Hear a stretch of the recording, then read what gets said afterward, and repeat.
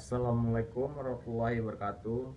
Perkenalkan, nama saya Muhammad Z. Rahman, MPM 1721020059, kelas B, jurusan Hukum Tata Negara, dengan SP mata kuliah Hukum Pidana, dosen pengampu Bapak Herpin Yongki.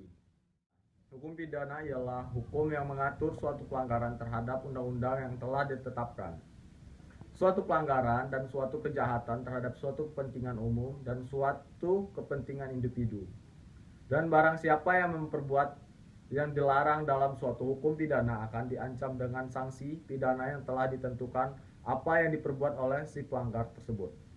Hukum pidana juga merupakan hukum yang menjaga suatu stabilitas dan suatu lembaga moral yang memiliki peran merehabilitasi para pelaku pidana. Hukum pidana objektif, hukum pidana subjektif, hukum pidana material, dan hukum pidana formal, hukum pidana umum, hukum pidana khusus, hukum pidana nasional, hukum pidana lokal, hukum pidana yang dikodifikasikan, dan hukum pidana yang tidak dikodifikasikan. Dua, yaitu fungsi secara umum dan fungsi secara khusus.